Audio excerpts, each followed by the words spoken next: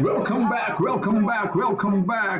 98.1 Hot FM, the station that keeps you rocking. Hey kids, I was just kidding. Um, Welcome to our new learning space. Um, Many of us have had to transform our homes into our learning space as we journey along this uncharted path. However, we will make the best of the situation and focus on achieving our educational goals. I hope that you guys are safe. I hope that your families are doing well. And I hope to see you guys soon back at school. Our lesson today will encompass not only concepts learned in modeling and simulation, but give me 1 second, my computer needs to be charged.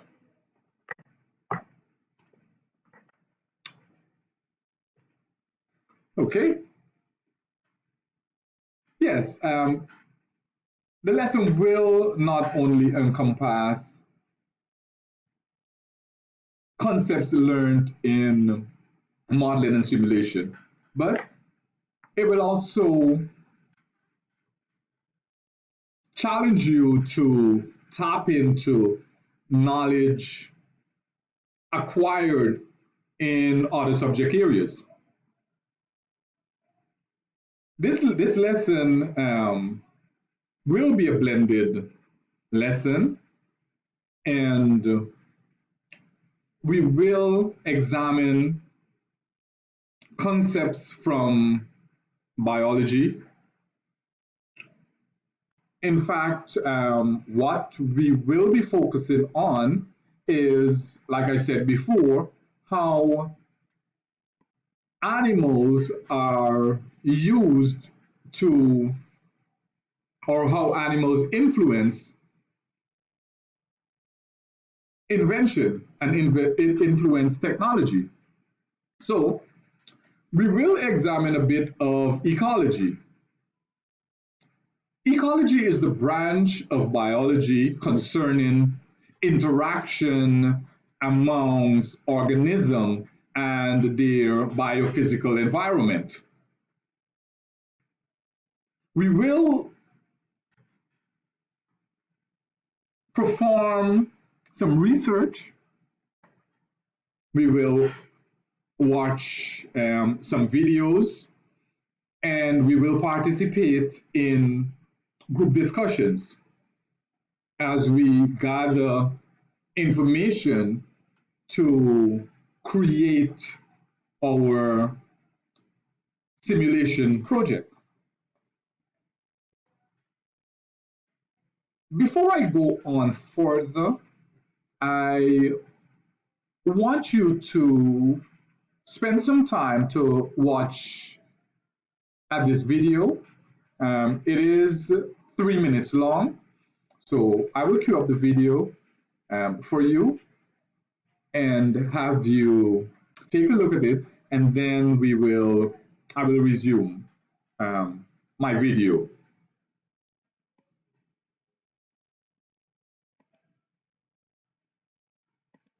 Popping up around the country comes the task of controlling vegetation growth under and around the panels.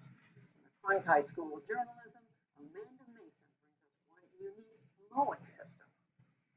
The Red Horse Solar and Wind Project provides Tucson Electric power with up to 71 megawatts of clean power a year. Solar power is great in many ways. It's good for the environment. The cost of installing and delivering solar power is coming down all the time. Joseph Barrios is the spokesperson for Tucson Electric Power. And one of the things that we look for are ways to make solar energy more reliable. And that reliability depends a lot on keeping grass from growing too high.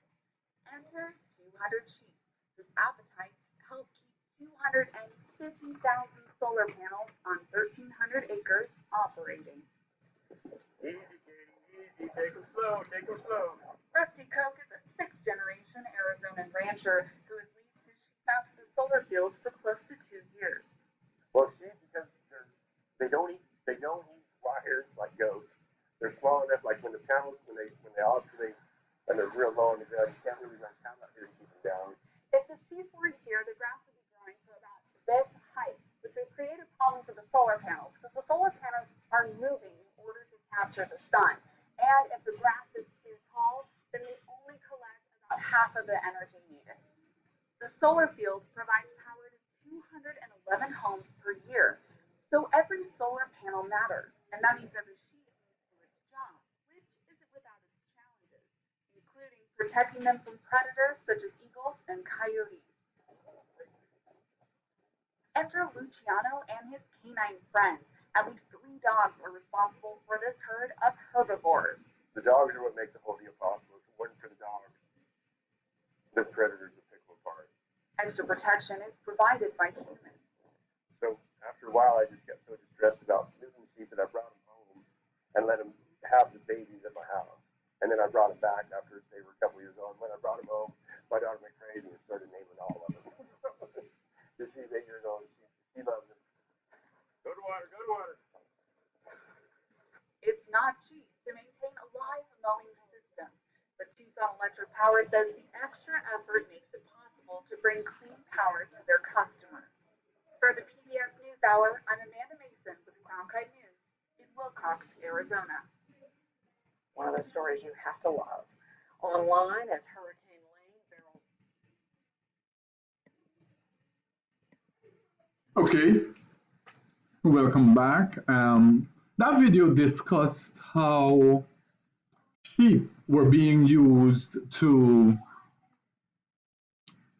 clear vegetation that would have disrupted the solar flow and affect the solar farm.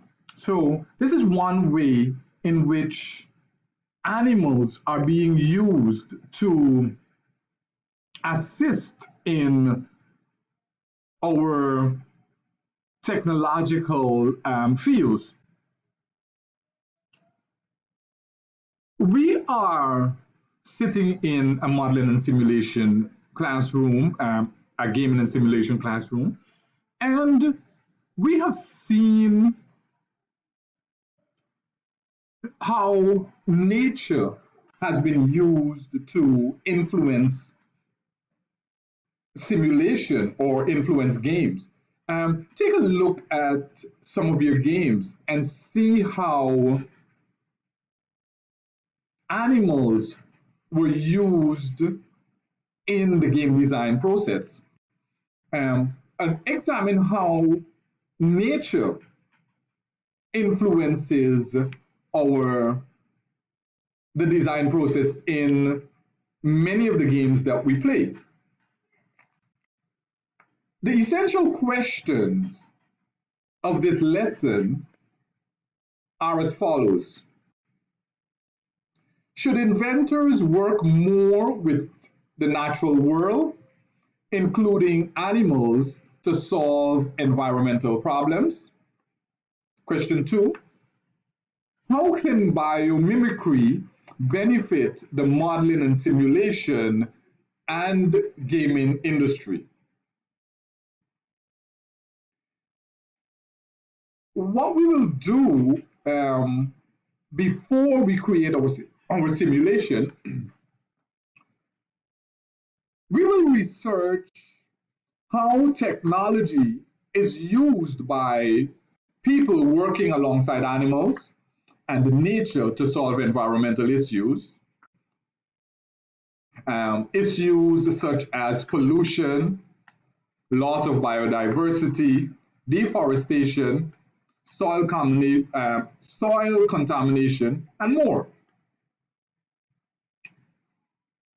We will use the invention process to propose a new eco-based solution to which animals performing their natural or enhanced roles help humans better manage environmental issues.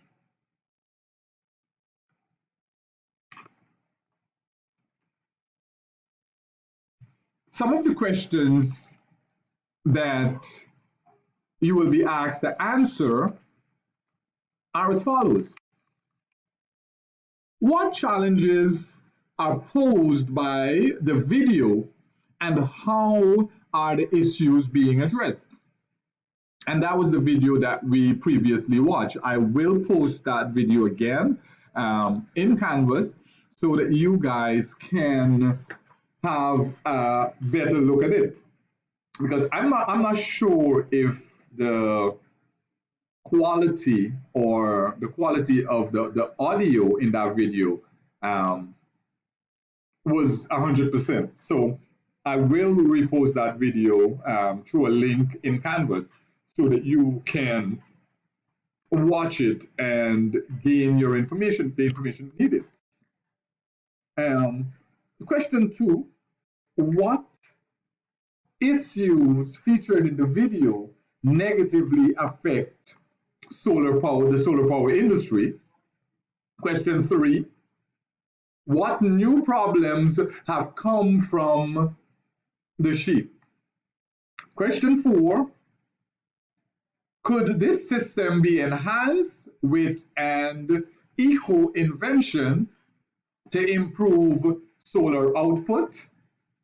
And question 5, research and report on the pros and cons of alternative solutions for combating vegetation growth around solar panels, such as herbicide and mowing.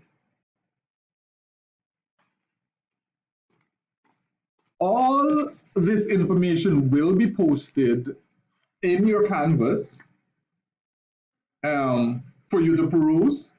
I will also create a conference using the big blue button, and during our conference time will be used as classroom time where we interact with each other, share ideas, answer questions, get clarification on any topic or area that one might need some clarifications,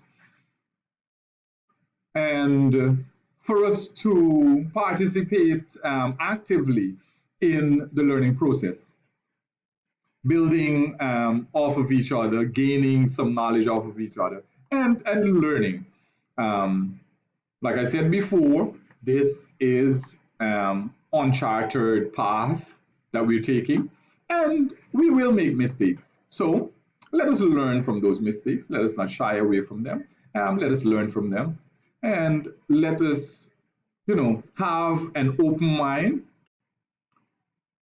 and where we challenge each other to learn as much as we can while we are going through this path. The hours that I will be using would be from 7:20 to 11:20. I will make myself available from 7:20 to 8 o'clock for open labs. That meaning any student who gets up early and wants to have any questions that they need answered, they can join the conference at that time, and I will answer those questions. Then from 8:10 to 9:40, I will be answering questions and having classroom time for modeling and simulation and gaming students.